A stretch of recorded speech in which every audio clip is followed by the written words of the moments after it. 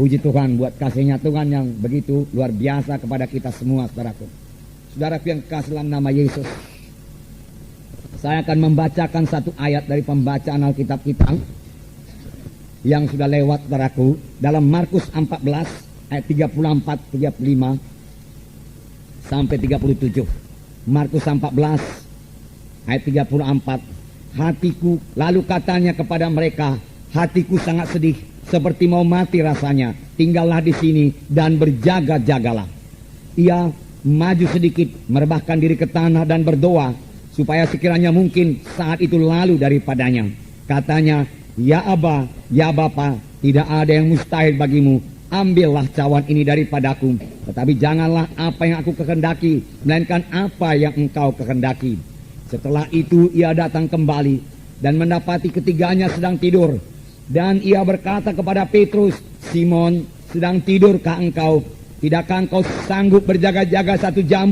Berjaga-jagalah dan berdoalah, supaya kamu jangan jatuh ke dalam pencobaan. Roh memang penurut, tetapi daging lemah.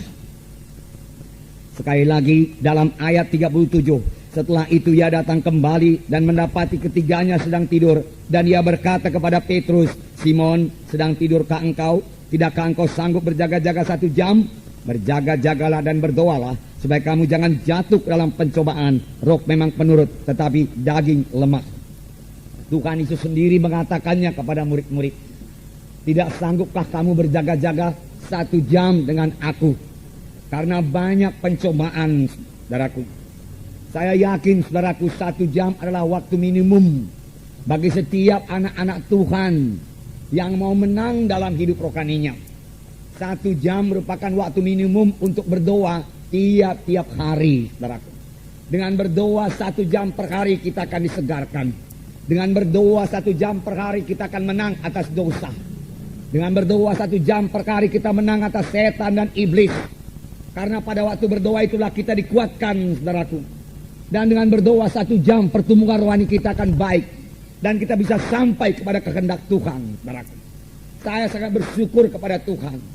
Mulai daripada hari pertama, saudaraku, saya diselamatkan, saudaraku. Saya diajari berdoa 1 jam per hari. Di gereja kami itu, saudaraku, pada waktu itu, doa di gereja saja, saudaraku, lebih 1 jam. Kadang-kadang 2 jam.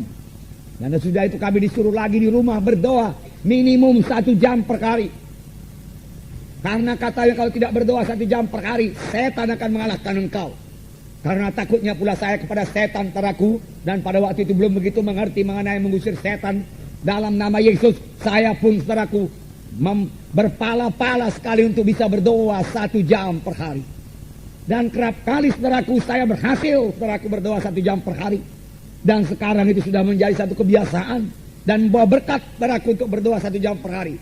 Bahkan sekarang ini, saudaraku, setelah kami berumah tangga, kami juga berdoa 1 jam per hari. Kalau kami berdoa bersama-sama, saudaraku, tentunya, saudaraku, kemenangan, sukacita, saudaraku, kami terima sebagai hasil daripada doa 1 jam per hari itu, saudaraku.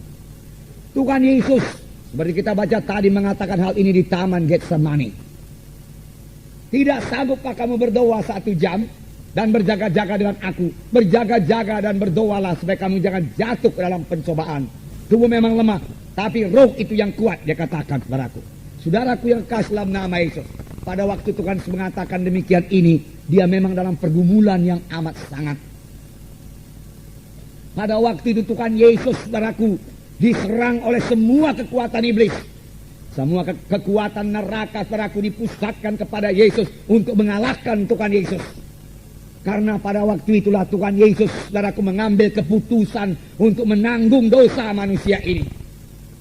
Nasib manusia ini pada waktu itu ditentukan oleh kemenangan Tuhan Yesus. Dan syukurlah, saudaraku, Tuhan Yesus menang, saudaraku, mengalahkan setan. Pada mulanya seolah-olah Tuhan Yesus enggan mengangkat dosa manusia. Sehingga Tuhan Yesus berdoa, Bapa, kalau boleh biarlah cawan ini lalu daripadaku. Tapi bukan kehendakku, kehendakmu yang jadi. Apakah isi cawan itu, saudaraku? Cawan yang akan diminum Tuhan Yesus berisi semua dosa manusia yang harus ditanggung oleh Tuhan Yesus. Semua manusia sudah berdosa, saudaraku. Dan kalau manusia itu mau diselamatkan, harus ada seseorang yang tidak berdosa, yang menanggung dosa manusia itu. Harus ada substitusinya, saudaraku, supaya manusia itu bisa bebas dari dosa. Yesus juru selamat, saudaraku. Dia mau menjadi ganti kita. Dia dihukum karena dosa kita supaya kita jangan dihukum, saudaraku. Inilah jalan keselamatan. Tetapi walaupun Yesus sudah rela, saudaraku, melihat dosa yang begitu besar, begitu kotor, begitu keji, tidak urung Tuhan Yesus gemetar, berkeringat darah, dan berkata, Bapa, kalau ada jalan lain, biarlah kita tempuh jalan lain, Bapa. Dia katakan, supaya aku jangan menanggung cawan minuman ini, tetapi tidak ada jalan lain, saudaraku. Hanya satu jalan, saudaraku. Tuhan Yesus harus menjadi substitusi kita. Tuhan Yesus harus menjadi ganti kita, saudaraku, supaya kita bisa bebas dari dosa, saudaraku.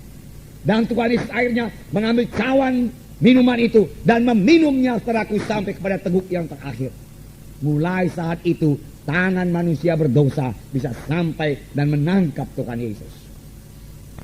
Satu rombongan tentara imam-imam yang dipimpin oleh Judas, saudaraku, datang ke dalam taman Getsemani, di mana Tuhan Yesus biasa berdoa di situ. Dan mereka mulai menangkap Tuhan Yesus. Seorang murid Tuhan Yesus bernama Petrus, saudaraku, menghunus pedangnya dan marang hamba imam besar itu. Daun telinganya putus, jatuh. Tetapi Tuhan Yesus mengambil daun telinga itu, merekatnya kembali. Dan Tuhan Yesus berkata, Petrus, sarungkanlah pedangmu. Sebab orang yang memakai pedang akan dimakan pedang. Apa engkau pikir aku tidak sanggup sekarang ini juga memanggil 12 legiun tentara malaikat untuk membebaskan kita? Tetapi kalau aku panggil, bagaimana mungkin genap semua nas Alkitab itu? Apa yang dikatakan Alkitab? Bagaimana mungkin aku memikul dosa manusia? Dosa manusia tidak jadi dipikul, oleh sebab itu semua manusia akan terhilang. Demikian Tuhan Yesus berkata, saudaraku. Murid-murid semua lari meninggalkan Tuhan Yesus, saudara. Dan Tuhan Yesus ditangkap, dibawa kepada pengadilan imam-imam. Dan mereka mulai mengadili Tuhan Yesus, saudaraku. Dan pada waktu itu juga Petrus menyangkal Tuhan Yesus 3 kali. Tetapi Yesus tetap menang, saudaraku. Yesus tetap berjalan menuju salib, saudaraku. Visi Tuhan Yesus tidak hilang, saudaraku. Ini adalah sebagai akibat daripada doanya yang 3 jam di taman Getsemani itu, saudaraku. Dia tidak tergoncang, saudaraku, oleh begitu hebatnya serangan musuh, saudaraku. Dengan tenang dia maju memikul salib untuk memikul dosa manusia, saudaraku. Saudara, ini adalah sebagai akibat daripada doa. 3 kali dia berdoa. Saya yakin masing-masing berdoa itu 1 jam, 3 jam di taman Getsemani, saudaraku.